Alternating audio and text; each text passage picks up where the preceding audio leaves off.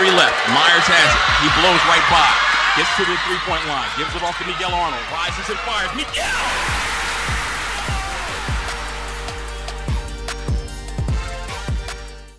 Welcome to the Dip Mitra Show. This is episode 4. We're taping this on Tuesday, December 6th. I'm Chad Cook. I'm the host, but of course our star is Dip Mitras, the head coach of Augusta University men's basketball. We also have a special guest in Timmy Sellers, a junior on the basketball team. He's a product of Glen Hills High School here in Augusta. But let's start with Coach introducing him. He's in his 19th year as a head coach for Augusta University. He's won more than 500 games. He's won more than as a coach. He's won more than 73% of his games here in Augusta. He has taken our team to 4 Elite 8 appearances in the NCAA tournament, including last season when the team went all the way to the championship game for the second time in Coach Mitras' career here in Augusta.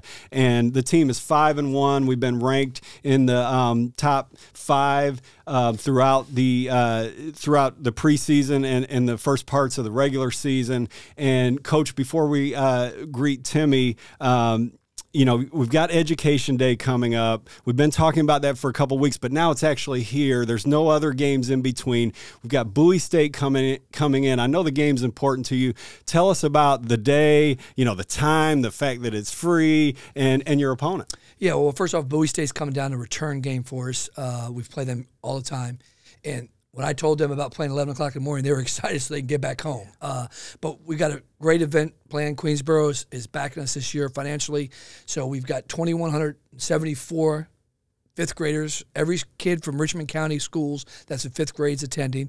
We've actually got a few other counties that have reached out that are bringing some people. And then that doesn't include the teachers. So the last push will be tomorrow for me to get the people on campus that are working to come over and have lunch with us. It's 11 o'clock start. Bring your earplugs. It's a phenomenal event. We haven't had it for 2 years due to COVID, and we're just excited as possible to have this event again. Timmy, not long ago, I remember seeing you for the first time when you were in between your 8th and 9th grade years in school. You were playing basketball at Aquinas High School in a summer league game. Well, on that day, you were just slightly older than the 2,200 or so fifth graders who will be in attendance today. When did you make up your mind that, because I think this is part of what Education Day is all about. When did you make up your mind that one day you wanted to go to college, you wanted to graduate from college, and I know you're an accounting major. When did all that come together for you in your mind? I think all that really came together for me in middle school. In middle school, I really was like woken up by my mom. I said, like, one day you got to figure out what you're going to do, and you got to come up with a path that you're going to follow throughout your life. And you can't always just like focus on basketball. Like, I know you like to play basketball, but you're going to have to find something outside of basketball, because for one day, for everybody, the ball starts bouncing. You're not always going to be able to be as athletic as you were, or to be as fast as you were, or to play basketball at a high level for your entire life. So that's when I started looking into like other stuff that I was interested into, and accounting was one of those things that I was like, it's numbers, it's simple, and it's like the fundamentals of business. So it's something that's very transferable across like a lot of fields. Very wise of you. You say accounting is simple. Somebody once told me, a wise person told me, that there's a difference between simple and easy. It might be simple, but I bet nobody would call being an accounting major at Augusta University easy. And you've done it with such excellence. You were recognized last season with the Elite 90 Award when you went to the NCAA tournament. At the time, I know it was reported that you had a 3.5 GPA, highest on the team. What's a day-to-day like for you? You're playing on a championship level college basketball team, and you're achieving at a high level in the classroom. How do you make all that work?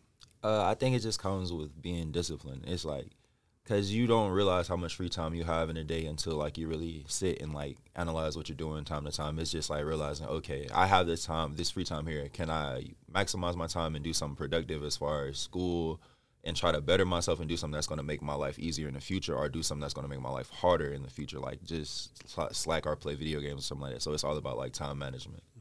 Very wise, very wise.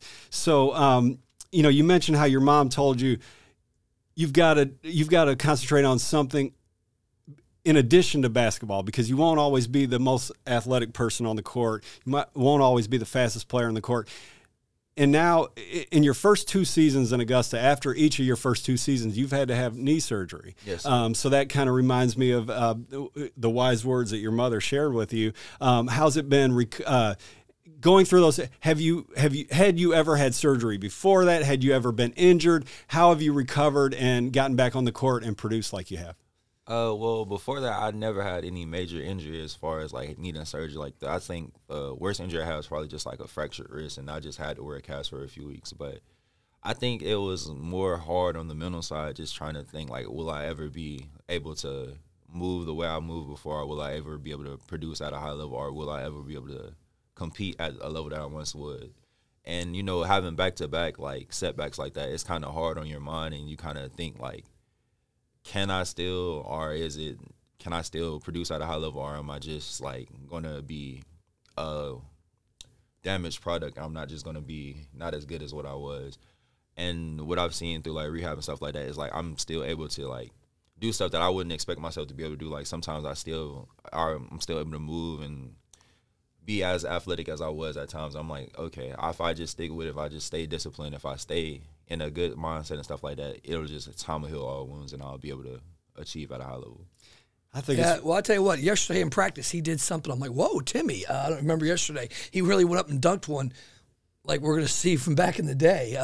But no, it's not easy being hurt. Not easy having back-to-back knee surgeries, and it's really helped him develop the mental part of the game. No question. He's been a real difference maker for the past 2 seasons. You've mentioned so many times how losing him in the conference tournament last year came back to haunt you, was bound to come back to haunt you. It kind of did in the national championship game when Tyshawn got in foul trouble.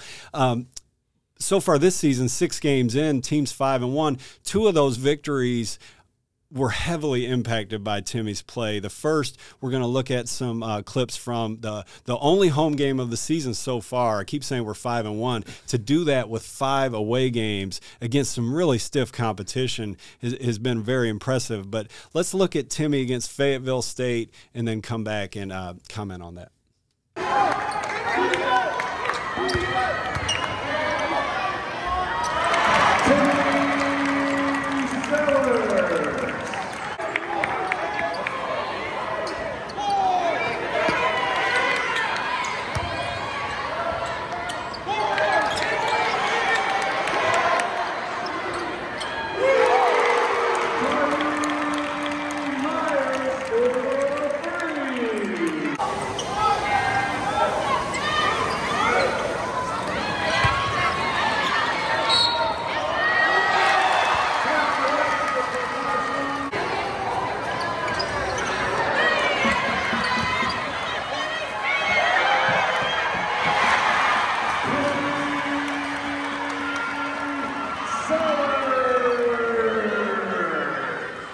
Timmy, what's your assessment of your play there?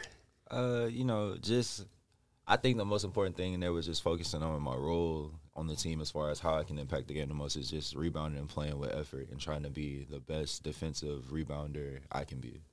Yeah, and, you know, it's funny. I don't think he realizes he's left-handed. You know, we joke about it all the time. So half the shots Timmy took last year was left-handed. You know, when he first got here, he didn't use his left hand much, and we've come to – I think deep down he really is left-handed. He just doesn't know it. Is that true, Timmy? So I write with my left hand. A lot of people don't know this, but I shoot right-handed. And it's all because, like, when I was younger, when my dad first started, like, introducing me to basketball, he was like, you know, obviously you're most likely going to be right-handed. So I started dribbling with my right hand first. So I picked up a right-hand dominance. But I write with my left hand. Yeah, he's very good. And that, you know, it's really good to be able to play with 2 hands around the basket. And if you notice in 2 of those clips, he's using his left hand. And, you know, he's done a great job for us, and we look forward to his continued development, no question.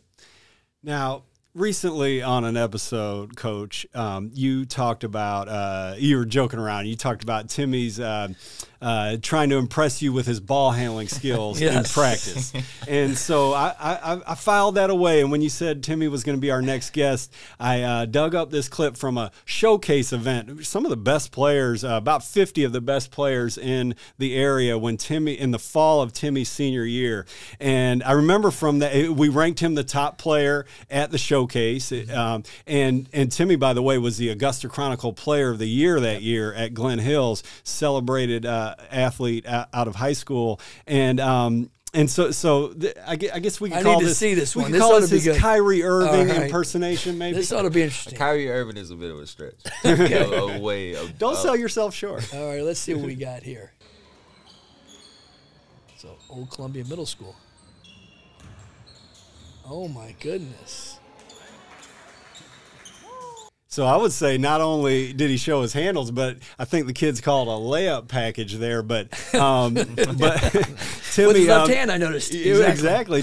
Timmy, do you have you want to just let the video speak for itself, or you want to plead your case with coach to put you at the guard spot? I'll let the video speak for itself. Yeah, I think the other day when I got mad in practice, they call you DeAndre Jordan out there or something, Yeah. or Omari Stoudemire, who's out there and putting it in between his legs. So, no, that was at Old Columbia Middle School, if I'm not mistaken. Sure that was. had to be 6-7 years ago, maybe. I don't know, 5, 6. About 5. Yeah. So that was a great.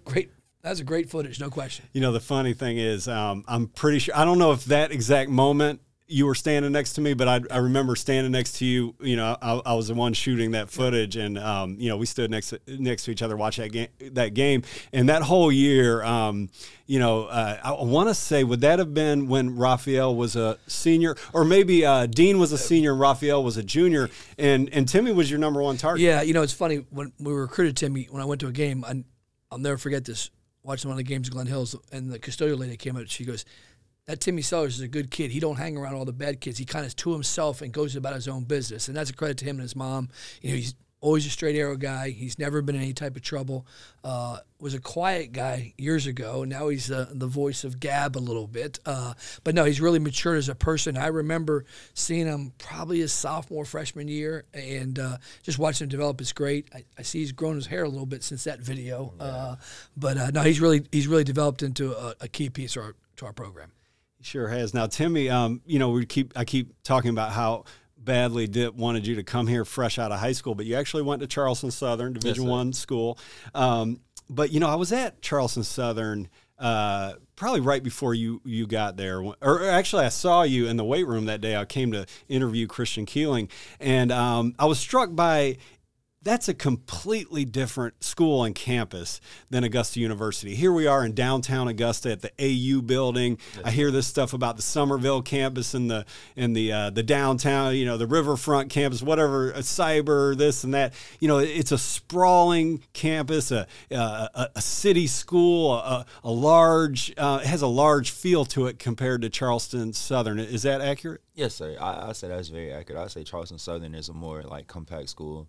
We have multiple campuses, so like our school feels bigger because like it's more spread out. You have more locations, whereas Charleston Southern, everything is like just on this one small campus, and like it's just the whole school is contained in like a small area, and everything is just like it's like its own little world. Where our school is more integrated into the city, and it's a part of the city. Yeah, and I'm sure you feel at home here since this is your home. Yes, sir. Yeah, he's done very well academically here. He's thrived here. He really has. He's really thrived as a player and a student, and we couldn't ask for a better representative of our program. I totally agree. Now, since we last taped our show, you know, when we last taped, it was last Tuesday. The next day, Wednesday, you went to Catawba.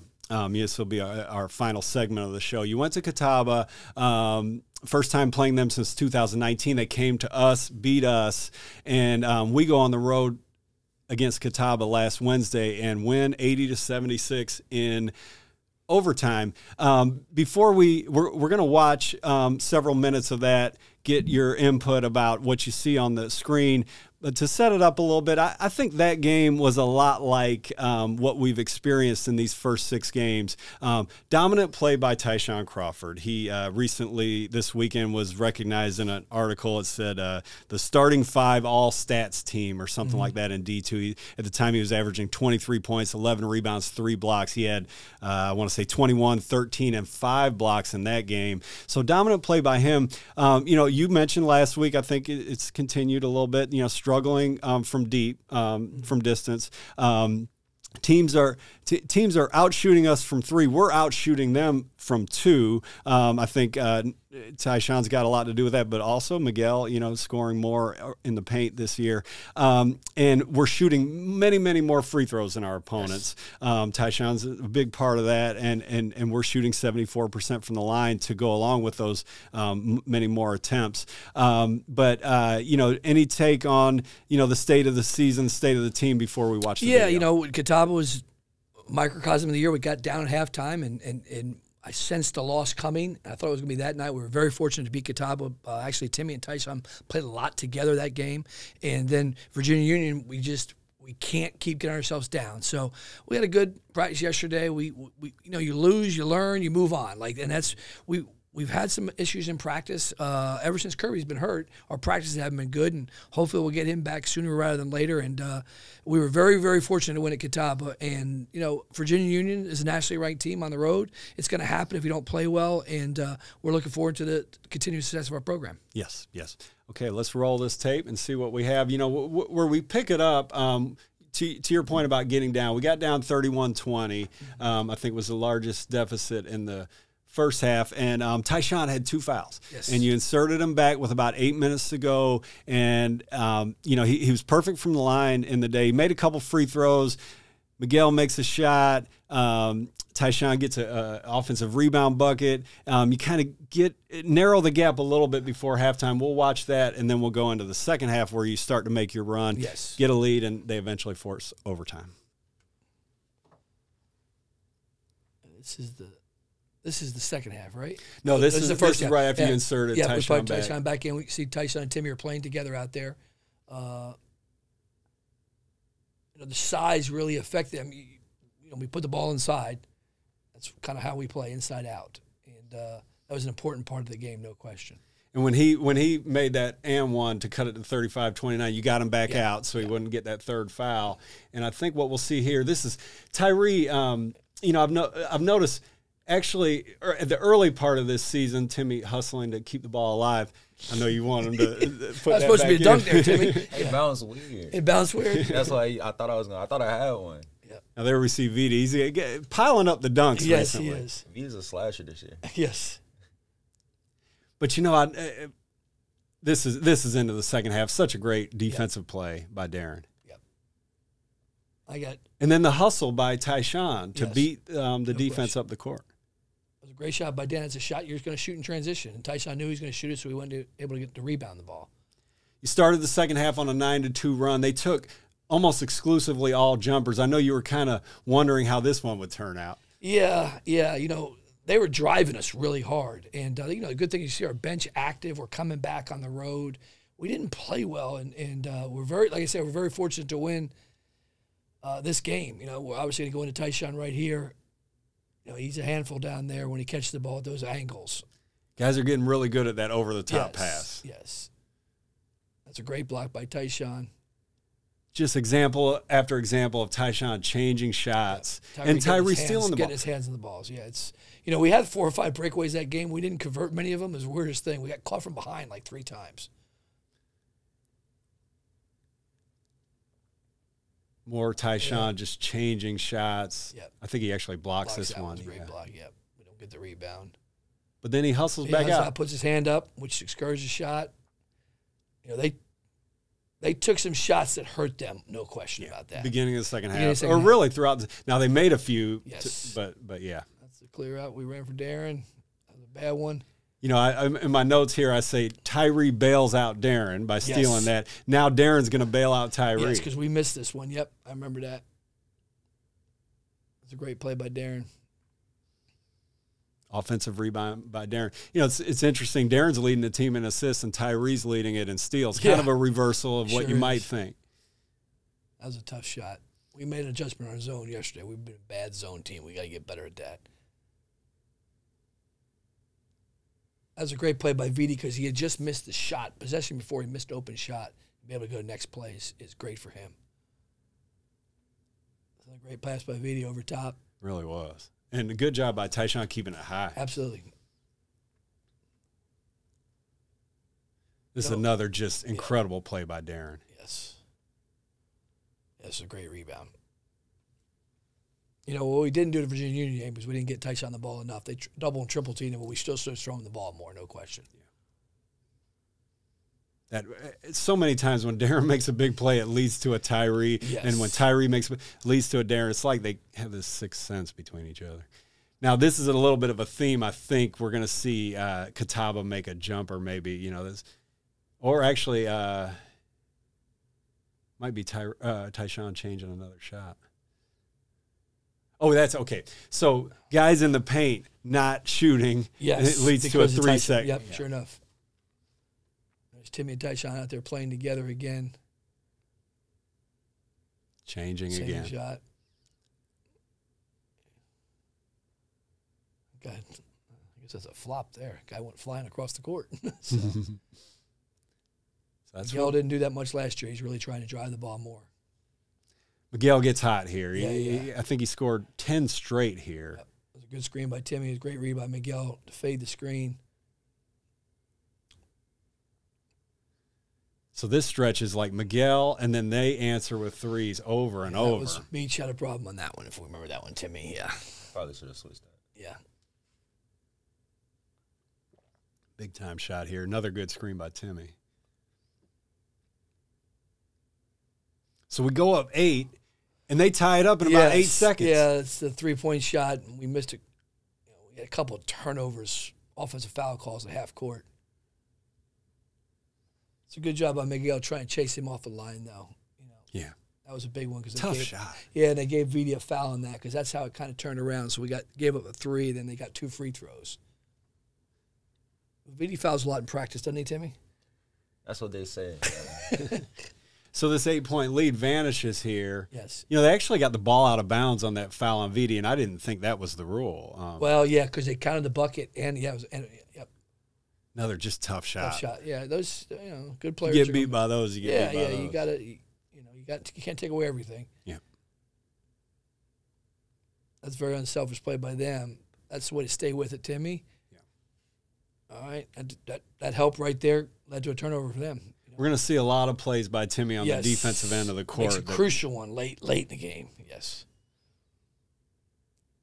That was probably the only one that Tyson did a bad job of getting over there on the ball screen. That was his worst effort of the night in that sense.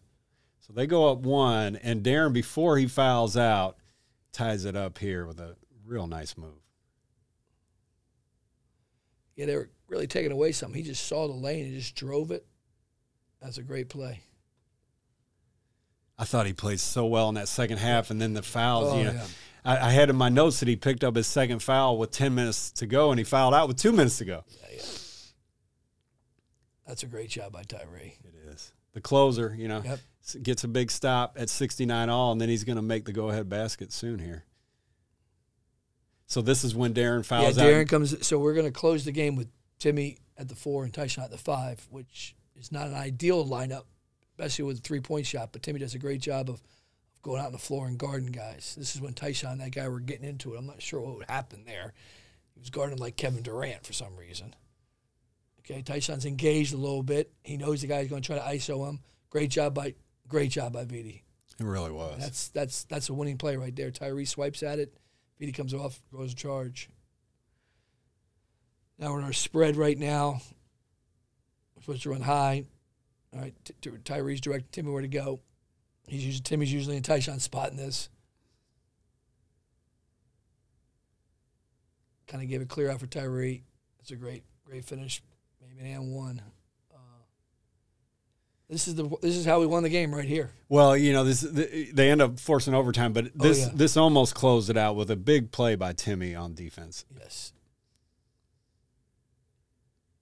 Great contest. Good. Timmy misses a free throw. In front of him 1-on-1. You want to be shooting 2 shots in that. This is I asked the supervisor officials for their league. He said, it was a questionable. It couldn't have reversed it. The thing goes off. You said it was the contact was before. It was, a split second. Yeah, bang, bang, but I didn't really see any contact. Yeah. A flailing Yep. is what I saw. So now we're in overtime. Okay, so this is, your normal motion stuff, and, Yep. You count on Tyree to come up big in the clutch. down 1 in overtime here. Great shot fake. I hear you tell guys, look at the basket. You know, that's what he did there. fake. And then big play there. Huge you know, because Tyree finishes beneath the rim, Yes. and Tyshawn picks up his man. Yep. And that guy was Yeah, we missed good. the front end one right there, or the second part of that one. I remember that. Now here's Timmy again. Timmy, tell us about this Yeah, one. Timmy. Remember when the closeout in the left corner? He hit a few shots earlier. I was just, hey, I can't let him, if he does shoot, I can't let him beat it with like just a wide open shot. I'd rather run him off the line. Yep. Cause a turnover. Great work. Right, that's a winning play. If he doesn't go out there, that guy shoots it. If he makes it, we lose. You know, so it's a great play by Timmy. And David Vitti iced the game with 2 made free throws. He's been playing well lately. He has. He's got an opportunity because Kirby's been out, and you know he's playing 2 different positions. Kind of playing the 4 right now, and it helps our development. You know, hopefully get Kirby back sooner than later. We're adding a pretty important piece once we get him back. But no, to be 5-1 and have 5 of your 6 games in a row, we're very fortunate, very happy. Yeah. Timmy, tell us about finals before I close the show out. You know, coming up, or are they here already? What's the deal with finals? So we have some exams this week, and then the next week is finals. So I'm just trying to stay as focused as possible, and you know, stay consistent. Are classes in person these days? Oh yes, sir. They're in person. They're in person. Good. You have any onlines? No. I have a hybrid class. Hybrid class. There you go. That's a new term, Chad. Hybrid. Yes. Right. Okay. We might have said hybrid means you don't have to go or something. I don't know. Yeah. Okay. Well, you know, we really appreciate everybody watching the Dip Mitra Show, episode 4. Come watch Augusta University Thursday. This thing will hit Wednesday night. So the next morning, Thursday, at Christenberry Fieldhouse, home game versus Bowie State. Only our second home game of the season. 11 a.m., free of charge. It'll be wild in there. Timmy, is there can you predict what songs they'll be playing? Because the kids love to dance to the popular songs. I have no idea. I have to give a shout out to Glen Hills Middle, because you're a Glen Hills Middle guy, right? Yes, sir. Yeah, Glen Hills Middle will be all there. the way through. There you go. The middle won't be I'm there. sorry. I'm Yeah, sorry. well, elementary. Is there a Glen Elementary. Hills Elementary Yeah, School? it's a Is Glen that where Hills. you went to I went elementary? to Glen Hills Elementary, middle, and high. Yeah, Nice. he's never left Glen Hills. But so the Glen- only weird thing is we have different mascots for everyone. Like Glen Hills Elementary School has I think our elementary school is like the Gators. Like we stole the Florida Gators thing. I didn't in know our that. middle That is school- so weird. Then our middle school is like Seminoles. We stole Florida State's I like did that. Florida theme, and then the Spartans, Michigan, but it's just blue. Yeah, that is That's that a is good. weird. That's some insight there, Timmy. I used to call Glen Hills Middle School the Spartans because I just figured. Yeah, because it's odd. And then we're right by each other. I don't know why we have so many different we just switched. So it felt like I went to 3 different schools, but they're all Glen Hills. That's interesting. So that's 11 a.m. Come watch, free of charge. Education Day. It's going to be a blast against Bowie State. And then Saturday, we open Peach Belt Conference play against Georgia Southwestern at 3:30 p.m. The women will play at 1:30 p.m. in their opener of Peach Belt Conference play. Monday night, 7:30 for the men, 5:30 for the women. That's against Columbus State. Also at home. So after playing 5 out of 6 on the road, we get 3 in a row at home. Come watch the Jags play. And if you're watching this show, you know, you're probably somebody who is a fan of Augusta University. And for people to know about this show, we've got to tell them, you know, this thing isn't on CBS or whatever. So we've got to tell them about the show. So if you can send a link, share it on social media, we'd love you to. The show is made possible by Get Up Productions, a local digital media firm that does everything that has to do with video, audio, editing, production, podcasts, social media, marketing, all that kind of stuff. So that's getupproductions.com.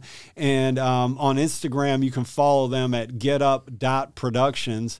And, you know, AugustaJags.com is the way to follow the basketball team online. The @AugustaJags on Twitter, Facebook, and Instagram is the social media way to follow the team. You can follow through AUGB Ball, the thing that I do on social media.